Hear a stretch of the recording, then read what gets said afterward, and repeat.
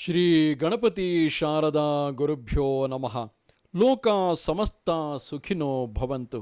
ಶ್ರೋತೃಗಳಿಗೆ ಸ್ವಾಮಿ ದಯಾನಂದ ಸರಸ್ವತಿ ಇವರು ರಚಿಸಿರುವ ವೇದ ಭಾಷ್ಯಗಳ ಕನ್ನಡ ಭಾಷಾಂತರವನ್ನು ಆಧರಿಸಿ ಯಜುರ್ವೇದ ಮಂತ್ರಗಳ ಪರಿಚಯವನ್ನು ಮಾಡಿಕೊಳ್ಳುವ ಈ ನಮ್ಮ ಕಿರು ಪ್ರಯತ್ನಕ್ಕೆ ತಮಗೆ ಆದರದ ಸ್ವಾಗತ. ನಾವೀಗ 2ನೇ ಅಧ್ಯಾಯದ 26ನೇ ಮಂತ್ರವನ್ನು ಗಮನಿಸೋಣ. ಸ್ವಯಂಭೂ ಎಂಬ ಈ ಮಂತ್ರದ ಋಷಿ ವಾಮದೇವ, ಈಶ್ವರ ದೇವತೆ, ಉಷ್ಣಿಕ್ ಛಂದಸ್ಸು, ಋಷಭ ಸ್ವರ.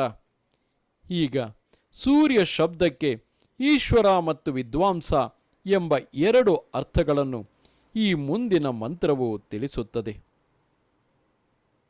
ಸ್ವಯಂಭೂರತಿಶ್ರೇಷ್ಠೋ ರಸ್ಮಿರ್ವರ್ಚೋದಾ ಅತಿವರ್ಚೋ ಮೇ ದೇಹಿ ಸೂರ್ಯಸ್ಯಾವೃತಮನ್ವಾವರ್ತೆ.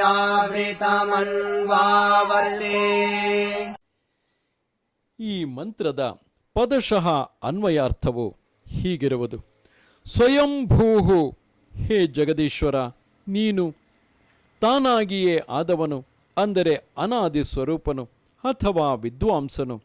ಅಸಿ, ಆಗಿರುವೆ ಅಥವಾ ಆಗಿರುತ್ತಾನೆ. ಶ್ರೇಷ್ಠ, ಅತ್ಯಂತ ಪ್ರಶಂಸಿಸಲ್ಪಟ್ಟವನು. ರಶ್ಮಿಹಿ, ಪ್ರಕಾಶಕನು ಅಥವಾ ಪ್ರಕಾಶಮಯನು. ವರ್ಚೋದಾಹ, ಪ್ರಕಾಶವನ್ನು ಕೊಡುವವನು ಅಥವಾ ವಿದ್ಯೆಯನ್ನು ಕೊಡುವವನು. ಅಸಿ, ಆಗಿದ್ದೀಯೇ ಅಥವಾ ಆಗಿರುತ್ತಾನೆ. ವರ್ಚಃ, ವಿಜ್ಞಾನವನ್ನು ಅಥವಾ ಪ್ರಕಾಶವನ್ನು. ಮೇ, ನನಗೆ. ದೇಹಿ, ಕೊಡು ಅಥವಾ ಕೊಡುತ್ತಾನೆ.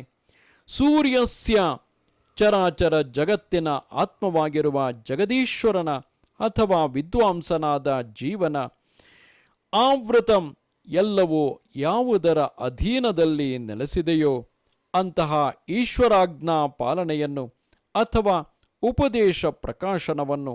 ಅನ್ವಾವರ್ತೆ, ಅದನ್ನು ಅನುಸರಿಸಿ ಅದಕ್ಕೆ ಅಭಿಮುಖವಾಗಿ ಇರುತ್ತೇನೆ. ಈ ಮಂತ್ರದ ಒಟ್ಟು ಭಾವಾರ್ಥವು ಹೀಗಿರುವುದು: ಪರಮೇಶ್ವರನಿಗಾಗಲಿ ವಿದ್ವಾಂಸನಾದ ಜೀವನಿಗಾಗಲಿ ತಾಯಿ ತಂದೆಗಳು ಯಾರೂ ಇಲ್ಲ. ಪರಮೇಶ್ವರನೇ ಅಥವಾ ವಿದ್ವಾಂಸನಾದ ಜೀವನೇ ಎಲ್ಲರ ತಾಯಿ ಮತ್ತು ತಂದೆಯಾಗಿದ್ದಾನೆ.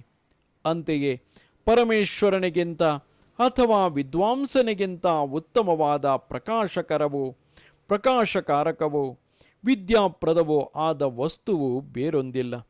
ಆದುದರಿಂದ ಎಲ್ಲ ಮನುಷ್ಯರು ಪರಮೇಶ್ವರನ ಮತ್ತು ವಿದ್ವಾಂಸನ ಆಜ್ಞೆಯನ್ನೇ ಪಾಲಿಸಬೇಕು.